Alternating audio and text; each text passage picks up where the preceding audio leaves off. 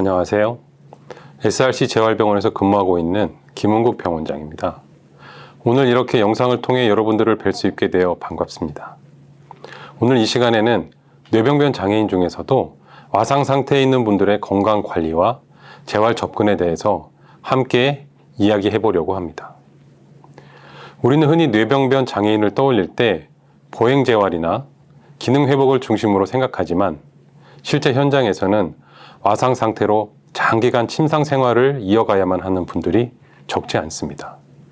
이런 분들의 2차 합병증을 예방하고 자세 관리와 그리고 가족 및 돌봄자의 부담 완화는 지역사회 기반 재활의 중요한 주제이기도 합니다. 오늘 말씀드릴 강의에서는 와상 상태의 뇌병변 장애인을 중심으로 와상 장애인이란 무엇인지 정의와 그 현황, 와상 장애인 분들의 호바라는 2차 합병증, 그리고 자세와 운동의 중요성, 와상 장애인의 욕창 예방법, 와상 장애인의 흡인성 폐렴 예방 관리, 와상 장애인의 호흡 운동과 기침 유도 방법을 소개해드리고 또한 관절 구축의 예방을 위한 방법에 대해서 말씀드리도록 하겠습니다. 총 6개의 주제에 대해 함께 고민해 주시면 감사하겠습니다. 우선 와상 장애인의 정의와 그 현황을 말씀드리면 질병이나 예기치 못한 사고 등에 의해서 뇌병변 장애 등을 이유로 척추를 똑바로 세워 앉기도 어려우시고 다리를 잘 펼 수 없어서 항상 누운 상태로만 생활하셔야 하고 이동이 어려우신 분들을 얘기합니다. 우리나라에는 등록 장애인이 약 270만 명 정도 계신데요. 전체 인구의 약 5% 정도죠. 이 중에 중증 장애인은 130만 명 이상으로 추측하고 있으며 특히 더 중증의 와상 장애 상태인 분들은 약 10에서 15만 명 정도 계신 것으로 추정됩니다. 대부분 자택에서 가족분들이 직접 돌봄을 수행하고 계시기 때문에 의료, 복지, 이동 등 전체 영역에서 서비스의 접근성에 상당히 취약한 상태에 놓여 계십니다. 이러한 와상 장애를 갖고 계신 분들에게는 흔히 여러 가지 합병증이 발생하기 쉽습니다. 잘 기저질환을 회복해서 재활을 성공적으로 수행하는 과정에서 이러한 합병증이 발생하게 되면 상당한 어려움을 겪게 되시기 때문에 이러한 예측 가능한 2차 합병증을 예방하는 것이 정말 중요하겠습니다.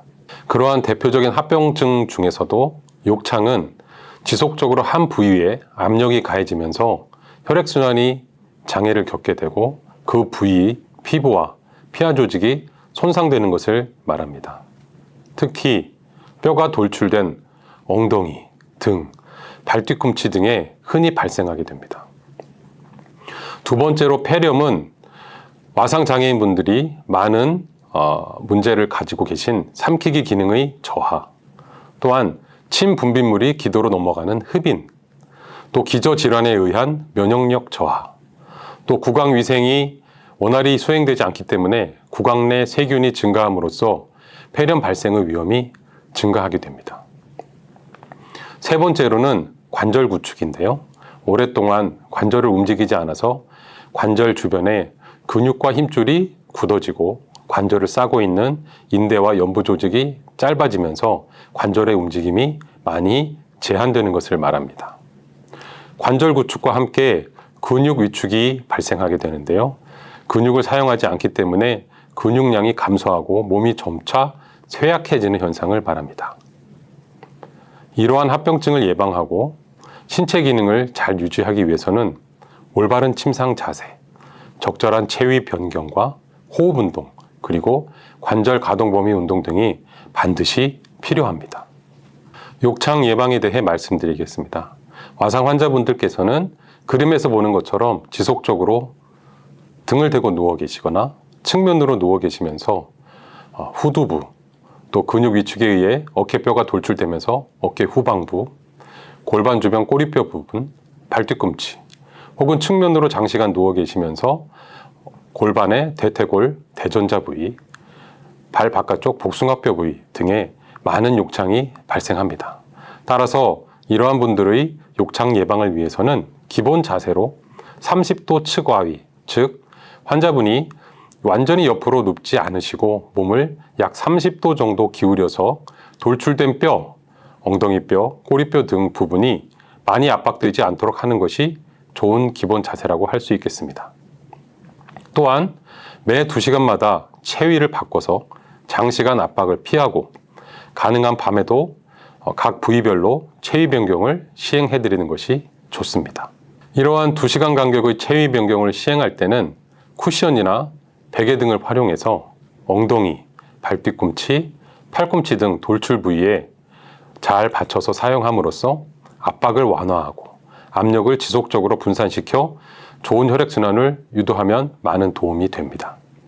신체 정렬 또한 어깨와 골반이 평행하게 유지되도록 하고 목의 위치도 가급적 자연스러운 곡선을 유지할 수 있도록 해서 삼킴이나 호흡 등에 문제가 없도록 하는 것이 필요합니다. 앞에서 일부 말씀드린 바와 같이 와상 환자분들은 폐렴의 위험이 많이 높으십니다. 대부분 기저장애로 인한 삼킴 장애가 많이 문제가 되시고 또한 침이나 비강 분비물 등이 기도로 흡인되거나 섭취하신 음식물이 식도로 넘어가지 않고 기도로 넘어가거나 혹은 위산 등이 역류되어서 기도로 흡인되거나 하면서 폐로 세균이나 이물질 등이 들어가서 폐렴이 잘 발생하게 됩니다. 또한 구강위생 관리가 부족하기 때문에 구강 내 세균이 쉽게 기관지로 흡인되어 폐렴의 위험이 증가합니다. 또 대부분 노화나 기저질환 등 면역력이 저하되기 때문에 폐에서 방어하는 능력이 떨어져서 폐렴에 걸릴 위험이 더 높아지게 되고요. 동반되어 있는 당뇨나 신부전, 신장부전, 암 등으로 문제가 되면서 영양불량 등이 중복되면 폐렴의 위험을 더욱 높이게 됩니다. 또 많은 와상 환자분들께서 기관 내 삽관을 갖고 계시거나 기관절개관, 다음에 입으로 음식물을 섭취하시지 못하면서 비위관 등을 갖고 계시기 때문에 이러한 경우에는 외부의 병원균이 폐로 쉽게 들어가면서 폐렴 발생의 위험이 높아집니다. 이러한 많은 위험 요소를 갖고 계시는 와상 환자분들의 폐렴 예방을 위한 관리로는 우선 식사 자세에서 머리를 30에서 45도로 높여서 식사를 하시고 식사 후에도 그 자세로 최소 30분간 유지하시도록 해야 합니다. 그리고 하루에 2회 이상 칫솔질 혹은 거즈로 구강위생을 잘 해드려야 하고 음식 잔여물도 잘 제거해야 합니다. 또한 삼킴 기능에 장애가 있는 경우 그에 따라서 음식물의 질감을 잘 조절해야 하는데 삼킴 능력이 확인되지 않았을 경우에는 연화 평가 및 재활치료 등에 대해서 전문 의료인의 의뢰가 필요한 경우도 있습니다. 흡인 예방을 위해 기침을 잘 유도하고 필요시에는 흡인기로 분비물을 제거해야 하며 평상시 충분한 수분을 공급하고 가습기를 사용하고 필요시에는 산소 공급 및 네뷸라이저를 사용해야 하기도 합니다. 위관 영양을 하시는 분들은 역류 방지를 위해서 적절한 체위, 또 충분한 영양 공급, 그리고 위 내용물을 주기적으로 확인해야 합니다. 그 밖에도 체온과 산소 포화도를 잘 측정하고 기도 분비물의 변화가 있는지, 필요시에는 예방 백신을 접종해야 하는지도 잘 체크해야 하겠습니다. 또 와상 환자분들은 호흡기 관리와 함께 호흡 운동 및 기침 유도가 매우 중요합니다. 이렇게 함으로써 폐 활량을 유지하고 기도 분비물, 가래 등을 제거하고 궁극적으로 중증 폐렴을 예방하는 데 큰 도움을 얻을 수 있습니다. 와상 환자분들께서 가만히 누워 계시게 되면 폐나 흉곽이 굳어지면서 호흡량이 줄어들고 산소 포화도가 감소하고 체내 이산화탄소가 증가하게 되면 결과적으로 심장의 부하가 늘어나면서 편안하게 누워 계시는 것 같지만 호흡이 어려운 심장의 문제가 중복되는 경우가 많습니다. 따라서 이런 분들의 경우에는 심호흡 훈련, 깊게 들이마시고 천천히 내쉬면서 폐의 용적을 잘 유지해 주시는 것이 중요합니다. 이러한 심호흡을 도와주는 것이 바로 횡격막 호흡, 다시 말해서 복식 호흡인데요. 숨을 쉴 때 배가 볼록 나오게 하고 내쉴 때는 입술을 오므린 채 천천히 길게 내심으로써 숨을 들이쉬는 게 1, 내쉬는 게 2의 비율로 하는 호흡이 많은 도움이 됩니다. 특히 내쉴 때 입술을 오므리는 것을 입술 오므리기 호흡이라고 하는데, 입술을 촛불을 불듯이 오므려서 천천히 길게 내뿜는 것이 좋습니다. 대부분의 호흡 관련 근육은 팔과 연결되어 있기 때문에 흉곽, 즉 가슴과 함께 팔을 스트레칭 해주면 호흡 운동에 많은 도움이 됩니다.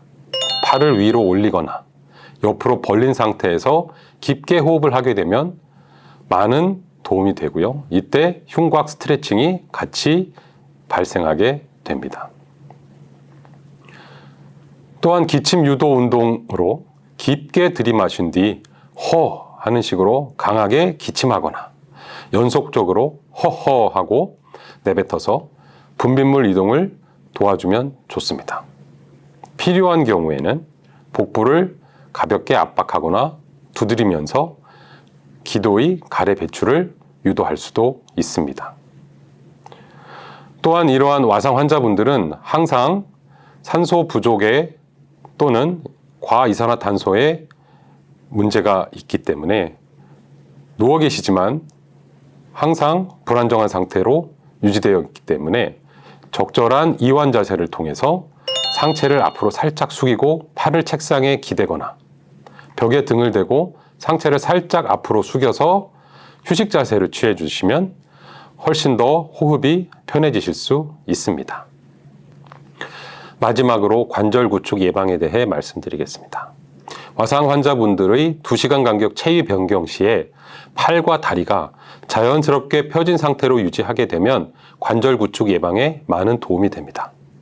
특히 팔이나 다리가 꼬이거나 접힌 자세는 오래 유지하지 않도록 주의하셔야 합니다. 관절 운동은 하루 2번, 가급적 3번 각 관절을 통증이 없는 범위까지 천천히 구부렸다가 펴기를 반복해 주시는 운동입니다. 한 번 운동을 시행할 때 5번에서 10번 정도로 반복하시게 되고, 관절 운동의 마지막에서 2초에서 3초 정도 유지해 주시는 것이 좋습니다. 팔 쪽은 어깨부터 팔꿈치, 손목, 손가락으로, 다리 쪽은 고관절부터 무릎, 발목, 발가락 순으로 진행하시면 좋습니다. 자세 자체를 유지하시면서도 관절 구축을 예방하는 스트레칭을 유지해 주실 수가 있는데요. 베개나 쿠션으로 팔꿈치나 무릎, 발목 아래 등의 관절이 펴지는 상태로 유지하면서 자세를 유지하시게 되면 그 자체로 관절 구축을 예방하는 스트레칭이 가능합니다. 손에 수건을 말아쥐게 하시면 손가락이 굳어지면서 주먹을 쥔 상태로 펴지지 않는 그러한 구축을 예방하는 데 도움이 되겠고요. 발끝이 아래로 떨어지지 않도록 발판이나 보조기를 사용하게 되면 와상 환자분들이 발목이나 발이 까치발처럼 되면서 굳어지는 구축을 예방하는 데 도움이 됩니다. 또한 중간중간 가능한 경우에 앉기나 체중 실기를 시행하실 수 있으면 더욱 좋습니다. 가벼운 근육 자극과 마사지, 즉 피부색을 확인하고 부종이 없는 경우에는 하루에 1-2번 정도 가볍게 주무르거나 두드려 주셔도 좋습니다. 네, 오늘은 중증 뇌병변 때문에 와상 상태이신 분들을 중심으로 기본 개념부터 2차 합병증, 즉 자세관리, 욕창과 폐렴 예방, 호흡 운동과 기침 유도, 관절 구축 예방까지 총 6가지 주제를 함께 말씀드렸습니다. 와상 장애인 분들의 건강 관리는 움직임을 잃은 삶을 돌보는 일이 아니라 움직임의 가능성을 다시 찾아주는 일이라고 생각합니다.